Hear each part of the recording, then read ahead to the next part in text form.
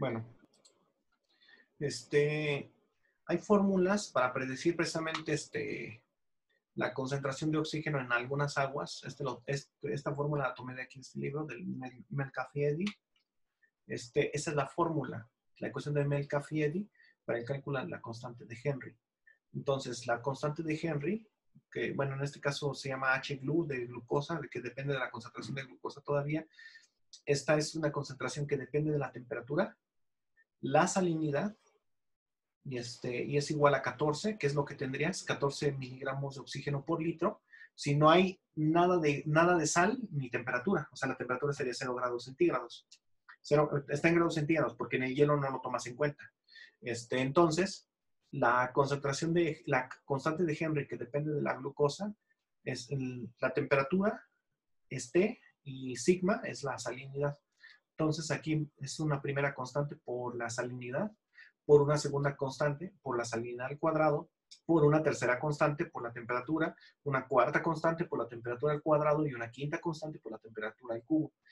Y entonces, ya que obtienes la H-glu, la constante de Henry glucosa dependiente, calculas la H asterisco, que es la del oxígeno, y es igual a la constante de la glucosa multiplicando a 1 menos 0.0012 por la concentración de glucosa.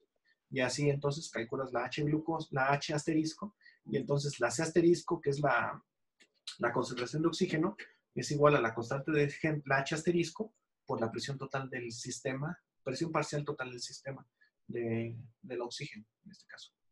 Y así es como quedaría. Este es el modelado de cómo se ve la constante.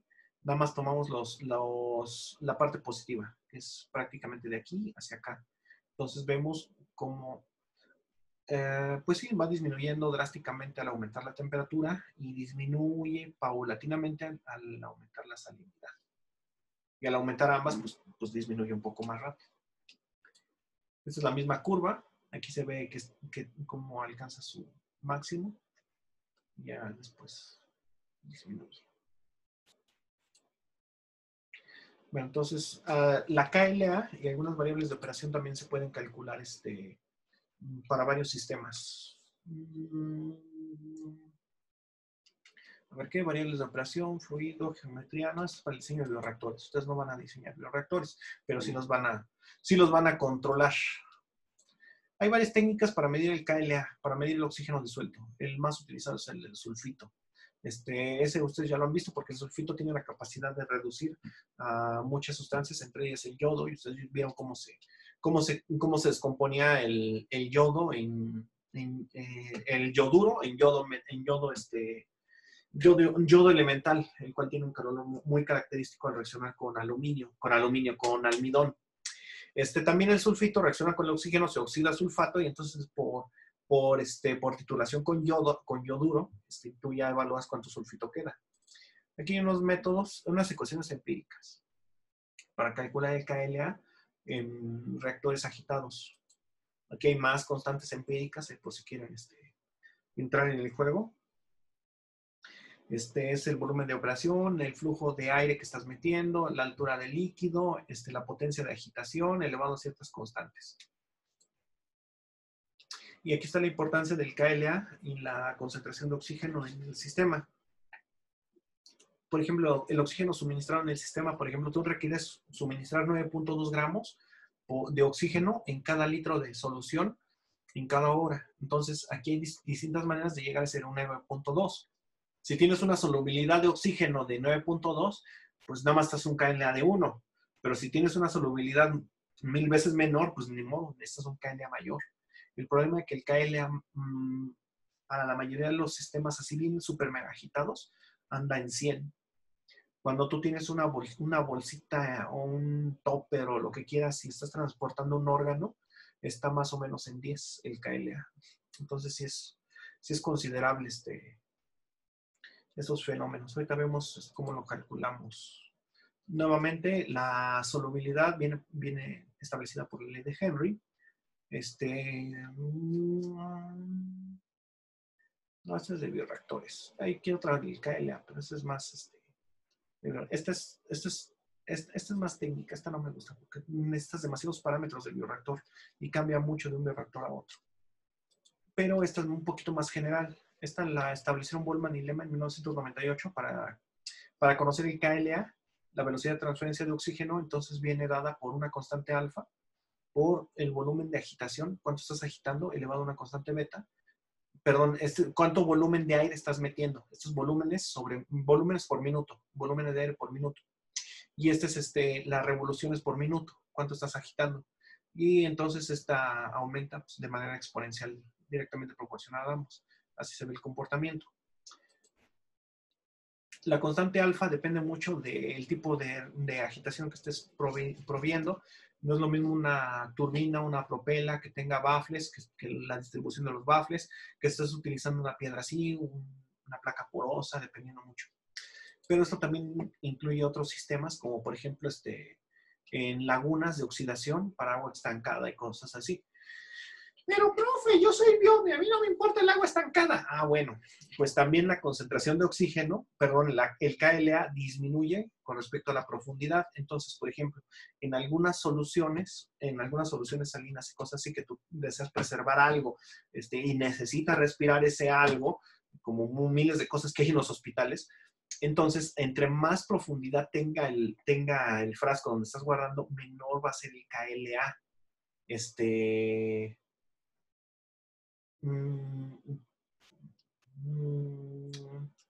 Vamos a ver un ejemplo de una laguna. Ya cuando lo aplicas a una laguna, queda de esta manera. Entonces, la constante KLA, la modificada de Boltzmann-Lehmann, queda así. El KLA es una constante alfa por el flujo entre el volumen del recipiente.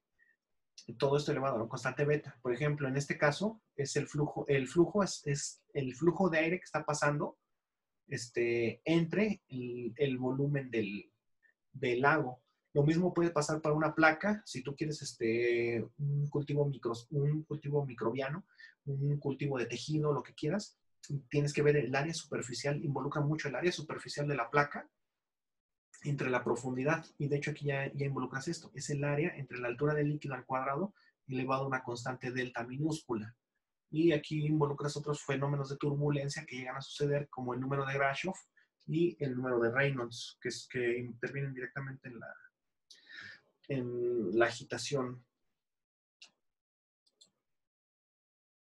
Así es como se ve un ensayo de respirometría. En la respirometría, tú tienes una concentración de oxígeno constante. Aquí dejas de aplicar aireación, entonces la concentración de oxígeno disminuye. Aquí vuelves a aplicar oxígeno y la concentración empieza a aumentar. Esto es, por ejemplo, en un cultivo. Hagan de cuenta, en un ensayo de sangre pasa exactamente lo mismo. Haz de cuenta que tú estás respirando, la concentración de oxígeno sanguíneo es casi constante. De repente aguanta la respiración. La concentración de oxígeno en su sangre va a ir disminuyendo así, disminuye casi linealmente. Bueno, no linealmente, se hace así. Llega un momento en que, aunque no llega a cero, es indetectable. Pero bueno, y ya cuando empiezas a respirar, nuevamente empieza a aumentar la concentración de oxígeno en sangre, de esta manera. Estos se llaman ensayos respirométricos, y de hecho ya hay sensores para ver eso, y con eso puedes medir el grado de saturación de oxígeno en sangre, tomando en cuenta como la máxima, la que hay la que hay en la sangre habitualmente. Eso es convección, eso tiene que ver para los Reynolds y el Grashof, pero eso ustedes no lo van a ver. Esta es una tabla con distintos valores de la constante de Henry para distintas temperaturas, distintos gases, y cuando un gas está expuesto a la atmósfera, entonces la constante de Henry va multiplicado por la fracción molar, la composición de dicho gas en la atmósfera. Entonces vemos aquí, por ejemplo, que el argón, les digo que es 78%, el oxígeno casi llega al 21%, argón, nitrógeno, dióxido de carbono, neón, helio, metano, es la composición molar de cada uno de estos gases en la atmósfera. Nada más que este es de 1996. El dióxido de carbono era de 330 partes por millón. Aquí está la comparación de la solubilidad del oxígeno comparada a la del dióxido de carbono comparada al oxígeno en atmósferas al 100%. Vean, el oxígeno en sangre en una solución acuosa puede alcanzar 7 partes por millón.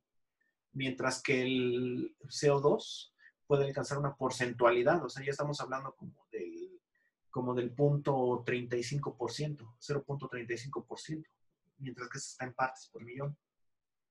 Y esta ya nada más para traumarlos, esa es la concentración de oxígeno en la atmósfera de acuerdo a los años. Este es 2008, 2019 y 2020. Les digo que la tabla que era de 1996 tenías 330 partes por millón. Y ahora vean, ya en el 2018 estamos manejando 408 partes por millón. Y ahorita a finales del 2020, este es que es diciembre, noviembre, octubre, septiembre. Para septiembre ya estamos alcanzando 418 partes por millón de CO2. Y ese es como ha estado aumentando desde 1970 al 2005 la concentración de dióxido de carbono en la atmósfera y cómo ha estado disminuyendo proporcionalmente la concentración de oxígeno en la atmósfera.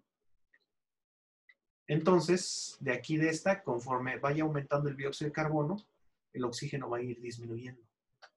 Y sigue disminuyendo y la tasa va a ser. Pero bueno, espérenme tantito. No, esperen que dejar de compartir. Bueno, como habíamos visto, el oxígeno es muy poco soluble en agua. Cuando ya estamos hablando como vimos, la concentración C asterisco, sus unidades son miligramos de oxígeno sobre litro, o lo que es equivalente partes por millón.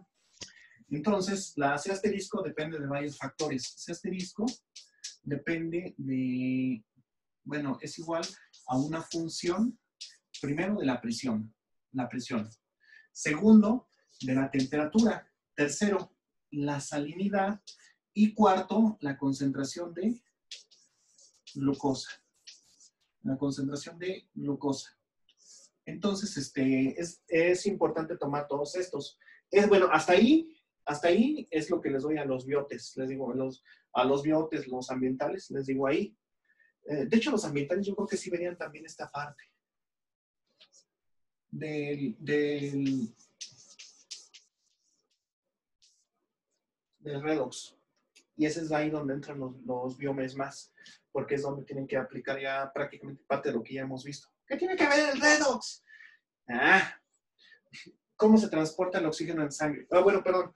Un poquito antes de entrar a ese tema, la concentración de oxígeno aproximadamente a una atmósfera de presión, o sea, a nivel del mar, la temperatura del cuerpo, que es de 36 grados centígrados, la salinidad, que es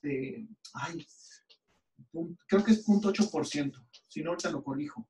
La concentración de glucosa, que es aproximadamente 100 milimolar,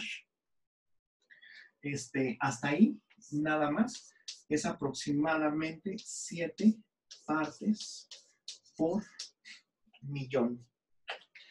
Pero nuestra sangre, si nosotros medimos el resto de la concentración de oxígeno en sangre, ahora sí volviendo al redox, vamos a poder evaluar que algunas veces, bueno, varía mucho, pero digámoslo así, un dato así más o menos promedio, es como de 650 partes por millón.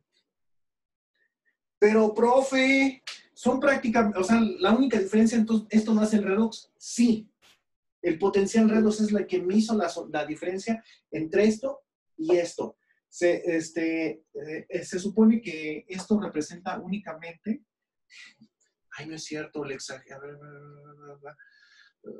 es cierto, son 150, perdón, error de cálculo, perdón. Esto representa entre el 4 y el 5% del oxígeno soluble en sangre. O sea, si tú no tuvieras eritrocitos, para nada, solamente transportarías aproximadamente esta cantidad, que es casi un vigésimo segundo de la cantidad, bueno, un 20avo segundo, 22avo, ya ni sé hablar mal, un 22avo del oxígeno que tú necesitas. Eso significa que entonces el resto del oxígeno se transporta vía eritrocitos. ¿Y cómo es que los eritrocitos lo transportan? Pues los eritrocitos son ricos en hierro 2. Y como vimos, el hierro 2 tiene pares de electrones de no enlace, como eso sí se vio para la práctica 1. Cuando nosotros utilizamos un colorante llamado fenantrolina, para para detectar la presencia de hierro 2. ¿Por qué? Porque el hierro 3 ya no posee esos electrones de no enlace. Y estos electrones hacen que el potencial redox esté desplazado hacia lo reductivo. Digamos que esto tiene un potencial redox reductivo. Esto mientras tiene un potencial redox oxidante. Entonces la fenantrolina se pega a estos electrones y da una coloración oscura que precisamente cuando se oxida el hierro 2, el hierro 3, la fenantrolina ya no se pega.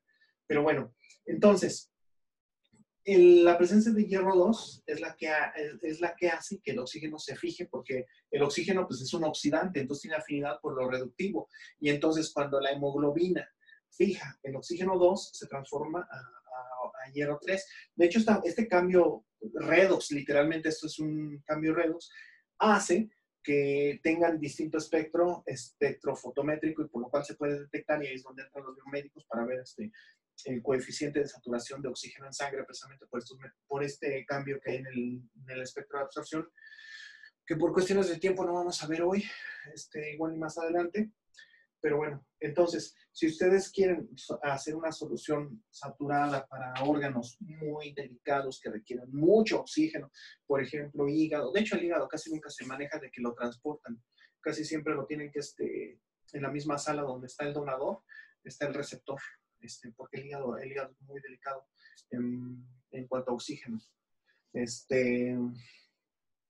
Tejido neuronal, bueno, neuronas, olvídenlo, infinitamente más delicado. Entonces, por ejemplo, ustedes hacen un experimento con, bueno, no sé, trabajan en un laboratorio donde están investigando neuronas, entonces obviamente necesitan mucho oxígeno disponible. Entonces, ¿cómo pueden hacerlo? Pues cambiando el potencial redox hacia, ya habíamos visto, hacia un voltaje negativo. Esto viene dado por la relación de la concentración del reductor entre la concentración del oxidante. Entonces,